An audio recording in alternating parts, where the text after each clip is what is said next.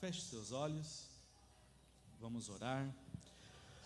Senhor nosso Deus, nosso Pai eterno, te agradecemos por cada vida que aqui está, por cada irmão, irmã, por cada pessoa que aqui está, que compartilha dessa fé, que compartilha desse amor, que compartilha dessa comunhão em Jesus Cristo. Jesus nos uniu, mesmo a gente sendo tão diferente um do outro. O Senhor nos uniu no seu amor e tem nos ensinado a amar uns aos outros. Que o seu Espírito Santo nos encha de graça, de verdade, de entendimento da sua vontade. Os nossos olhos espirituais se abram, nossos ouvidos espirituais se abram. O nosso coração é teu, Jesus. Então trata cada um de nós individualmente, para que possamos viver juntos a sua vontade, o seu querer, Pai. Nos dá o teu Espírito Santo, a sua graça, em nome de Jesus, amém? Primeira carta de Paulo a Timóteo, capítulo 6, versículos 6, 7 e 8. Diz assim, vamos ler. Mas é grande ganho a piedade com contentamento, porque nada trouxemos para este mundo, e é manifesto que nada podemos levar dele. Tendo, porém, sustento e com que nos vestir, estejamos com isso contentes. Eu vou ler de novo. Versículo 6, 7, 8. Mas é grande ganho a piedade com contentamento, porque nada trouxemos para este mundo, e é manifesto, é certo, que nada podemos levar dele. Tendo, porém, sustento, alimento, o básico para sobreviver, e com que nos vestirmos, estejamos com isso contentes, satisfeitos, completos, plenos. Rapaz, que difícil. Que difícil. Você lembra que eu falei que a gente está vivendo num mundo cada vez mais difícil e complexo? Esteja contente, sinta-se completo, sinta-se satisfeito. Se você tiver o básico para se alimentar, para comer e para vestir, esteja com isso contente, satisfeito, sinta-se completo. Que difícil. Porque você abre um exemplo, as redes sociais, e se em algum momento da semana você falou assim: nossa, marido, a gente precisa trocar a geladeira, e o seu celular estava perto, se naquela semana você falou isso com seu marido e o celular estava perto, quando você abrir as redes sociais ou o navegador de internet, vai vir um monte de propaganda de geladeira. Aí, eu vou falar assim, né? Porque é o nosso povo. Aí o crente vai falar assim: é um sinal. É um sinal, marido, nós temos que comprar essa geladeira. Eu lembro um dia, e eu vou compartilhar, minha esposa sabe que eu falo as coisas. A gente estava, ela tinha falado que viu um sapato, né? Sapato lá numa loja virtual. E falado comigo, e eu falei: não, vamos comprar, mas mais para frente, dá uma segurada aí. Que é um sapato bonito, bom, né? E coisa boa, custa um pouquinho mais, né? Só que naquela semana, a propaganda daquele sapato perseguiu ela, meu. Perseguiu. E aconteceu isso que eu te falei. Ela falou: ó, Jonathan, eu acho que nós temos que comprar esse sapato. eu acho que nem tem que comprar esse sapato. Mas assim, vou dar um exemplo, mas já tem bastante esse sapato, né? Mas, olha lá. Mas eu estou usando como exemplo, tá? Mas você é ali, meio que seduzido por aquilo, né? Isso acontece com os homens também, né? Acontece com os homens. Vou falar o que o homem mais pesquisa na internet: carro. É carro. A maioria dos homens gosta de pesquisar carro, ferramenta, né? Quase não se preocupa com roupa, né? Se não é a mulher vestir o homem casado, né? O homem casado, se não é a mulher vestir o homem, sai cada coisa que não dá para sair de casa. Quando o homem é criança, a mamãe veste. Quando o homem é adulto e se casa, quem veste é a esposa, né? Para sair bonitinho, apresentável. Mas no caso dos homens, é o carro, mano. O homem gosta de carro, a maioria, né? Ou moto, alguma coisa que faz barulho e tem motor. Então você aparece a mesma coisa e você está ali, né? O carro aparece para você um monte de vezes, é um carro bom e não sei o que, você fala, meu Deus, aí você sai na rua, só vê aquele modelo de carro que você está querendo, né? Que veio na propaganda, aí você vai sendo ali, bombardeado por diversas propagandas ou coisas do tipo que te estimula aquilo, né? E você começa a entrar num sentimento assim. A maioria das vezes, né? A gente começa a falar, o que eu tenho é uma porcaria, né?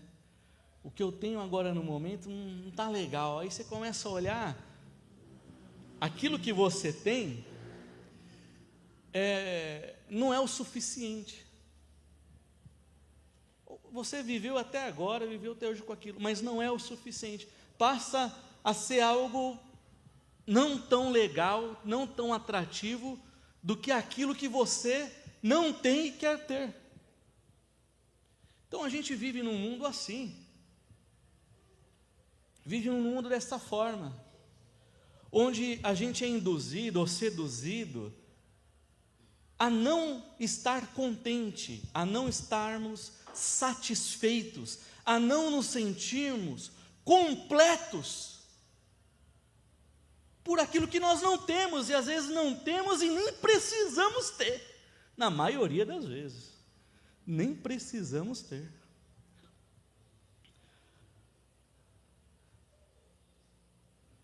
E aí que mora o perigo, né?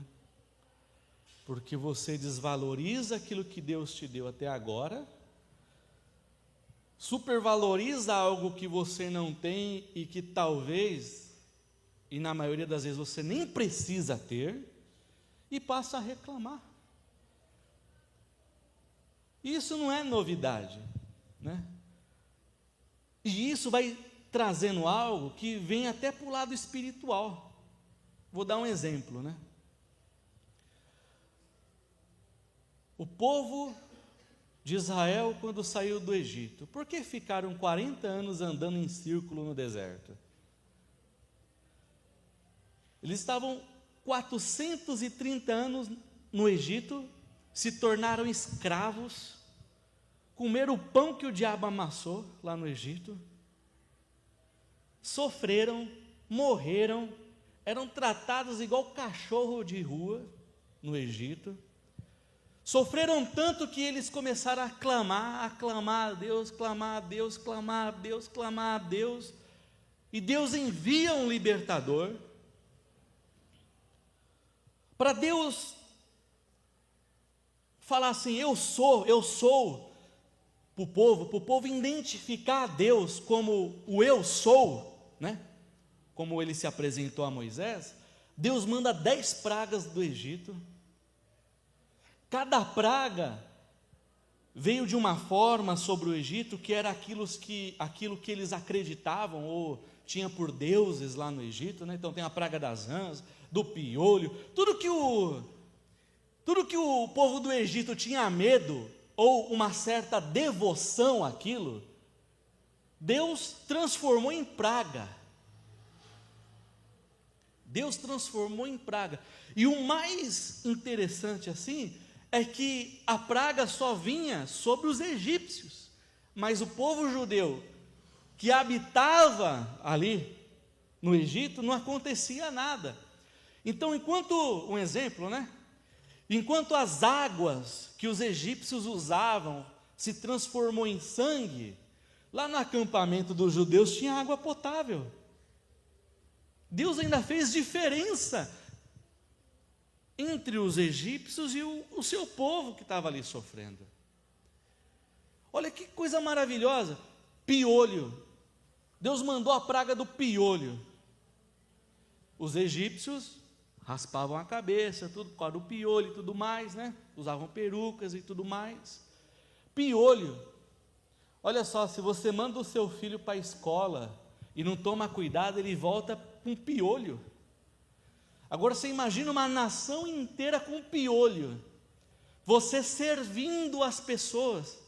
O judeu era escravo, servia as pessoas.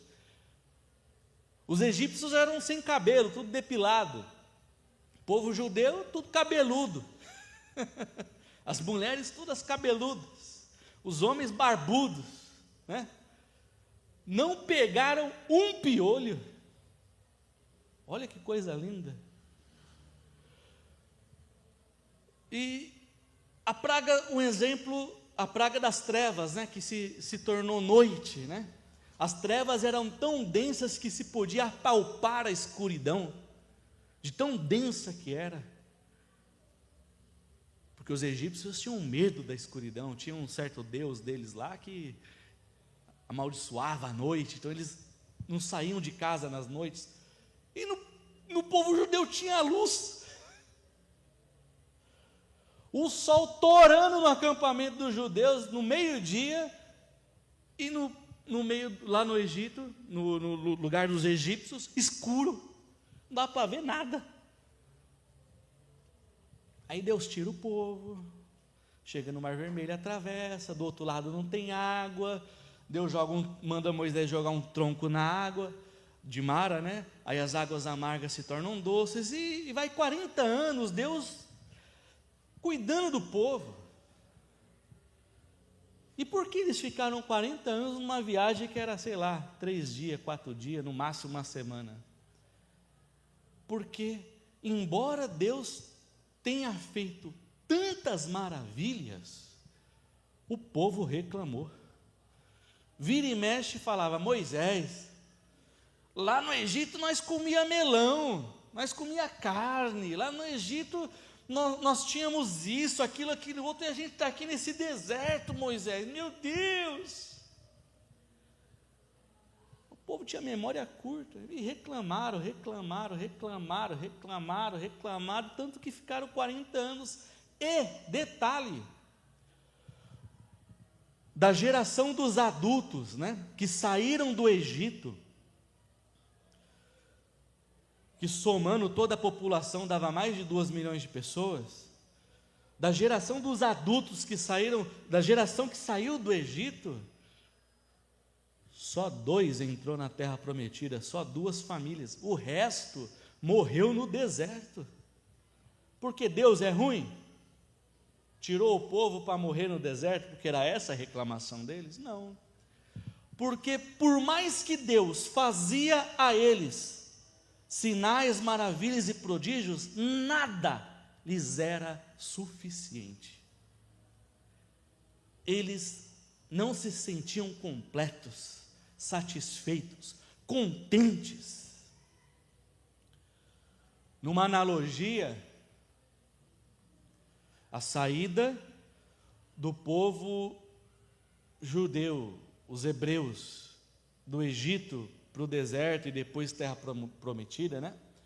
Numa analogia, representa a nossa saída das trevas, a nossa saída de um cativeiro espiritual, a nossa saída da perdição, porque cada um de nós, em algum momento, estávamos perdidos, em algum momento a gente estava na escuridão, Em algum momento a gente estava vivendo alguma praga, alguma desgraça,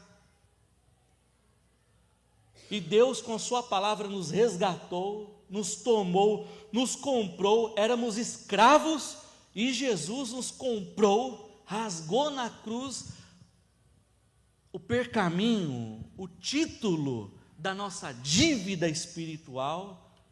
Salvo somos e estamos em Jesus Cristo. Glória a Deus por isso.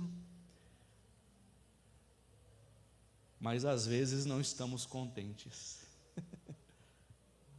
Não conseguimos nos sentirmos completos, satisfeitos, plenos em Jesus Cristo.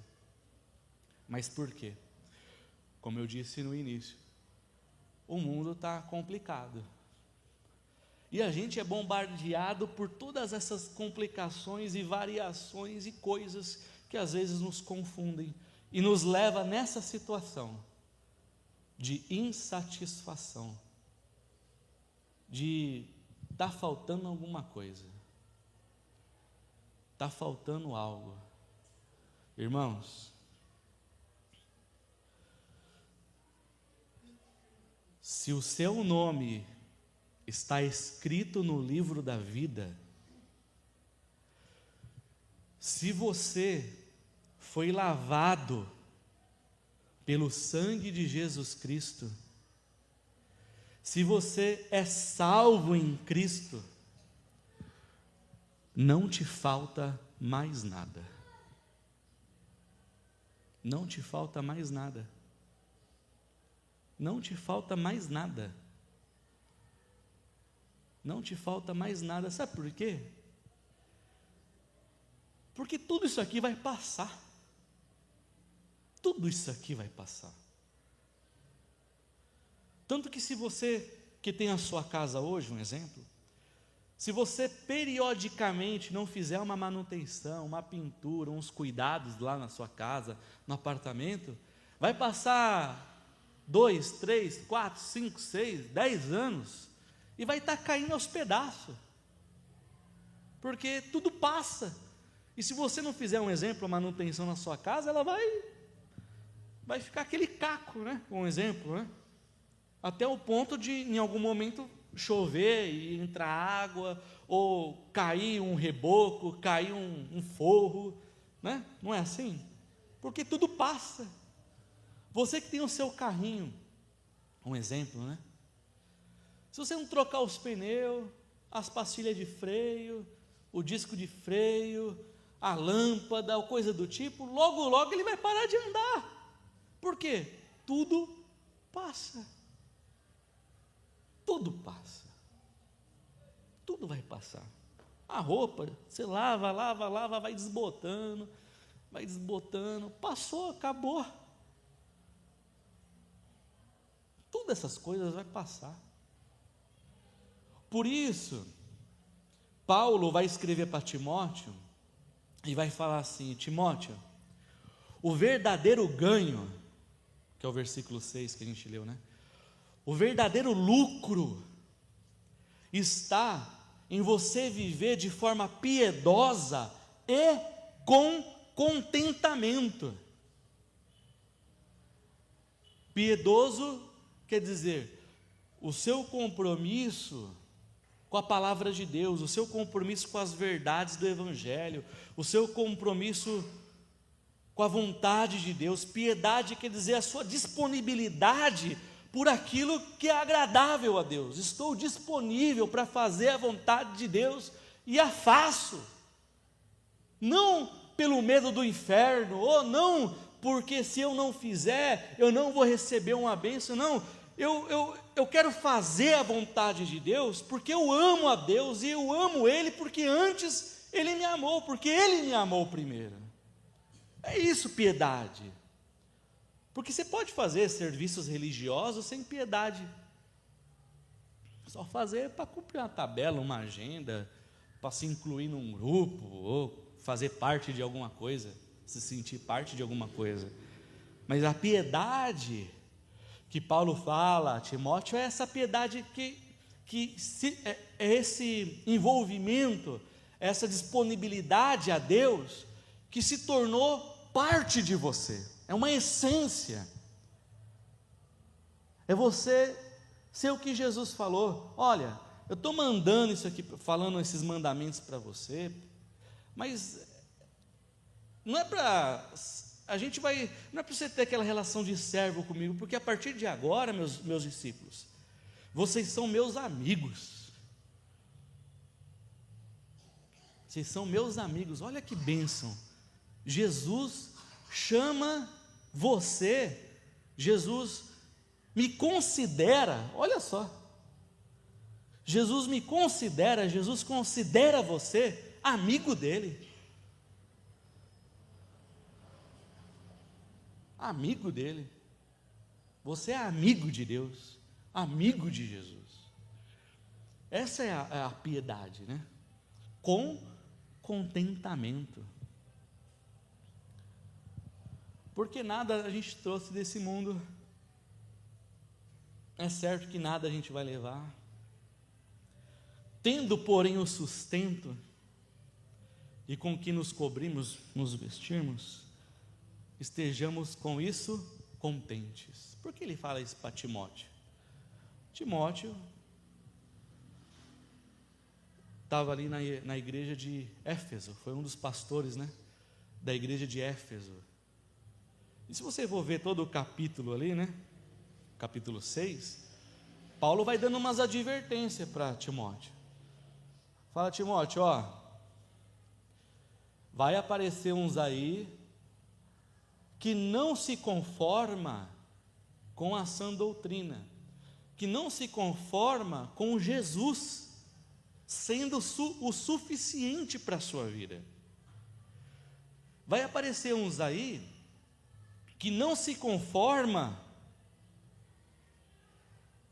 com o viver de piedade, piedosamente, e viver contente com isso, em viver piedosamente. Vai aparecer uns aí que toda a simplicidade, todo o viver de Jesus, para eles não são suficientes. E o que vai acontecer, Timóteo? Esses camaradas aí vão começar a inventar umas loucuras. Vão começar a inventar umas loucuras, vão falar que é Deus que revelou, vão falar que é Deus que me deu uma visão, vão falar que Deus que mandou falar, que mandou dizer. Vai aparecer uma turma aí, meu, Timóteo. Mas por que eles são assim, Timóteo?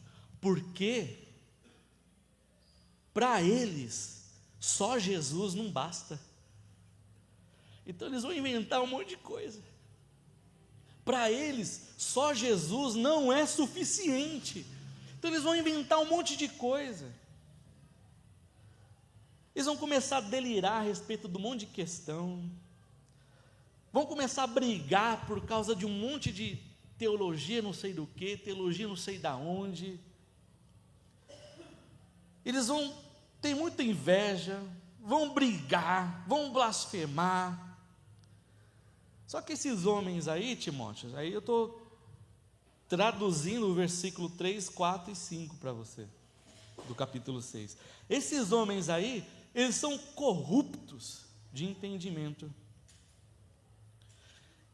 Esses homens aí são privados da verdade, eles não sabem o que é a verdade do Evangelho. Porque enquanto Jesus não é suficiente para uma pessoa, enquanto Jesus não é o que lhe satisfaz, ele completa,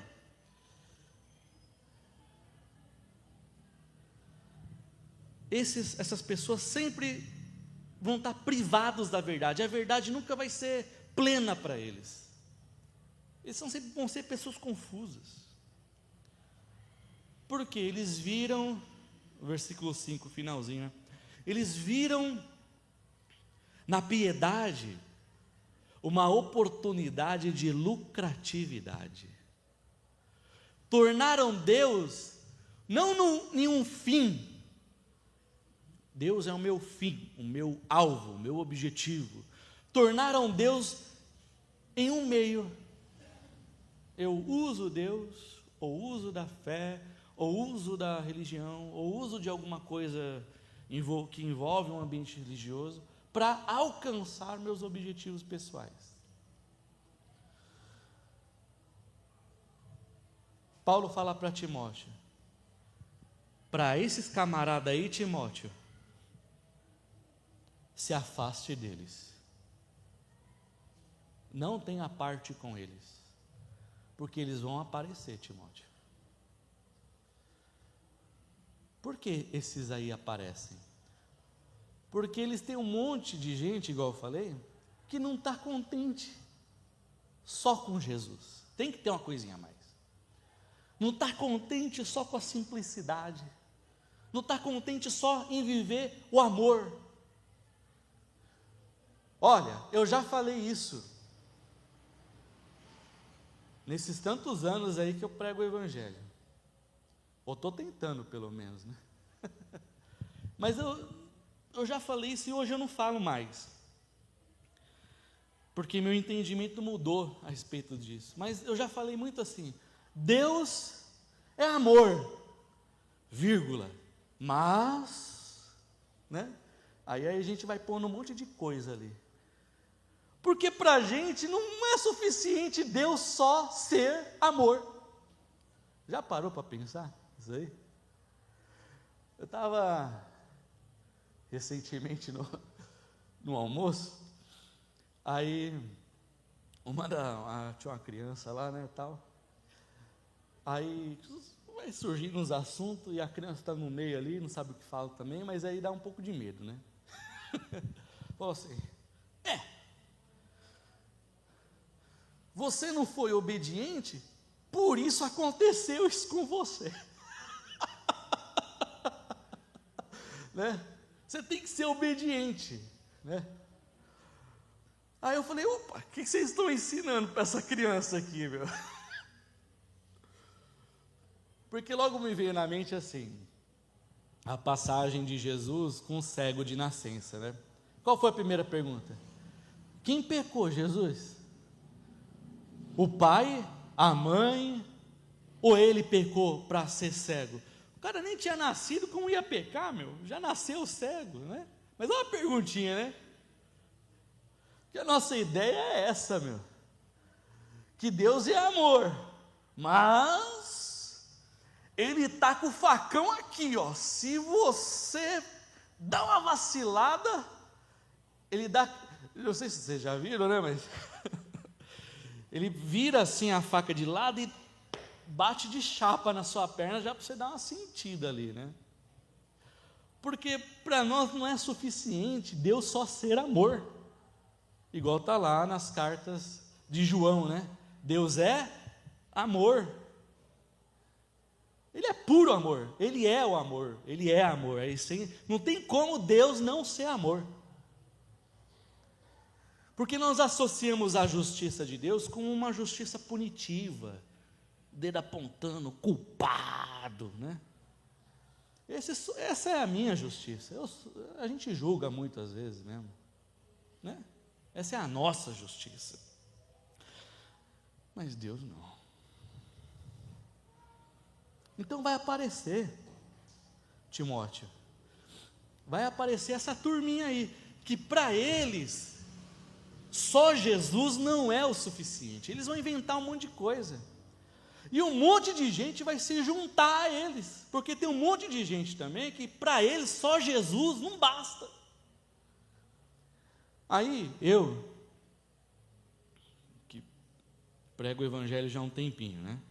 Alguns aqui muito mais do que eu, muito mais tempo que eu. Aí a gente fala assim, rapaz, mas como esses camaradas têm tanto seguidor, né? Como esses camaradas têm tanto seguidor?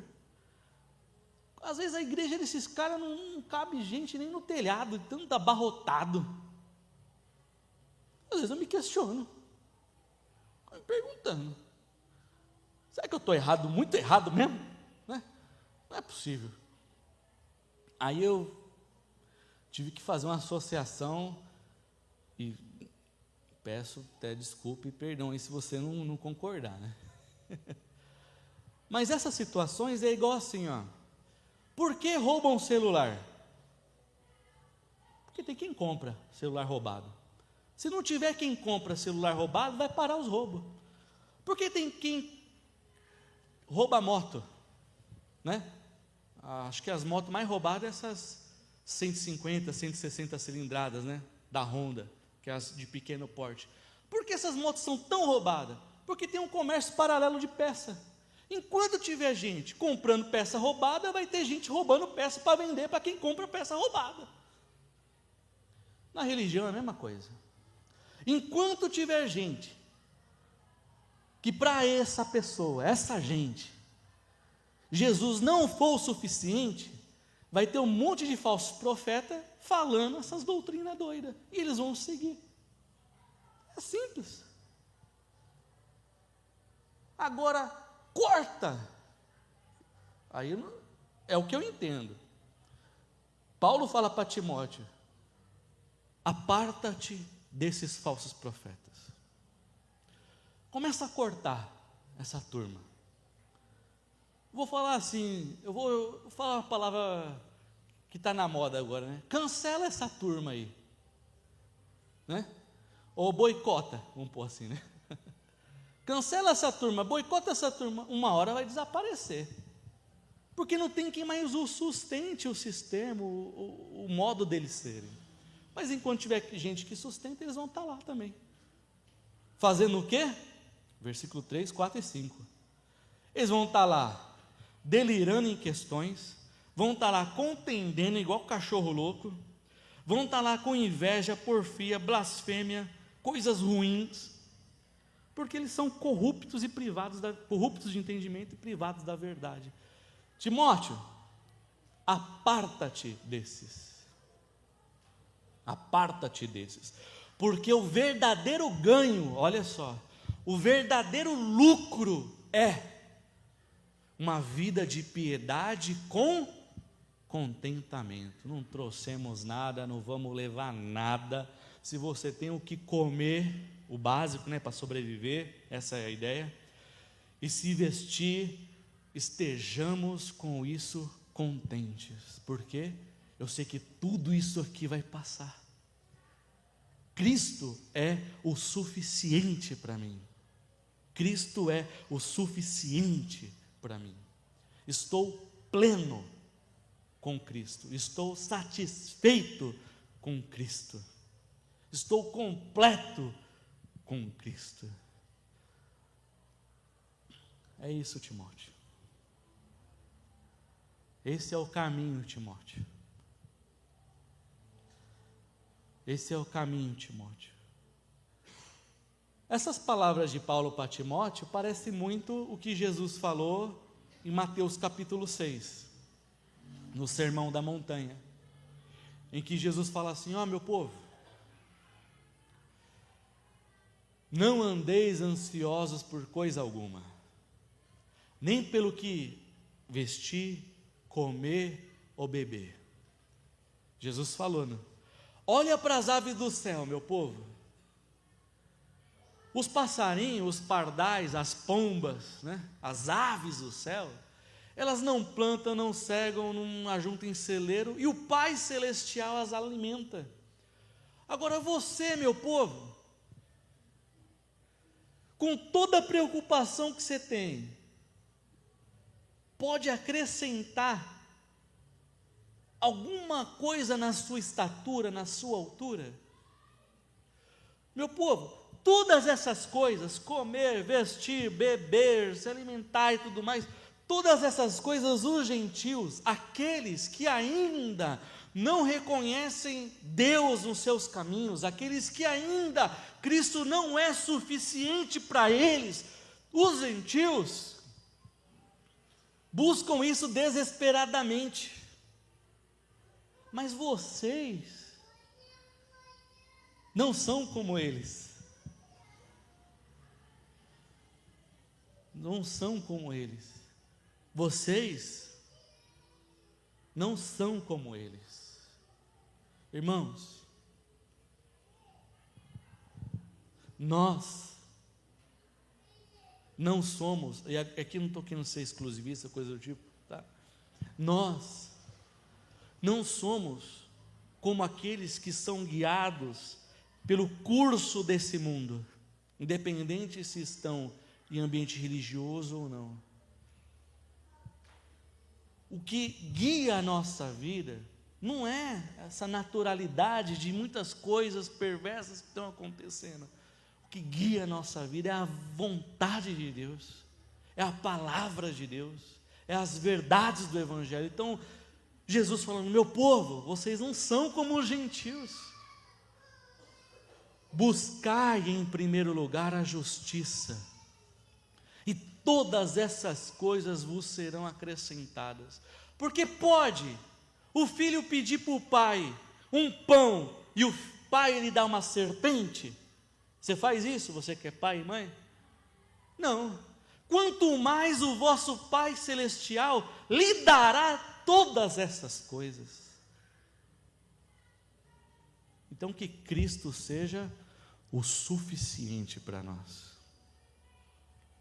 Que Cristo seja o suficiente. Estejamos contentes, plenos, satisfeitos, completos, por ter aquele que morreu por nós na cruz do Calvário, morando dentro de nós. Cristo mora dentro de nós. Ele habita em templos feitos pelas suas próprias mãos. Você foi feito e criado pelas mãos de Deus.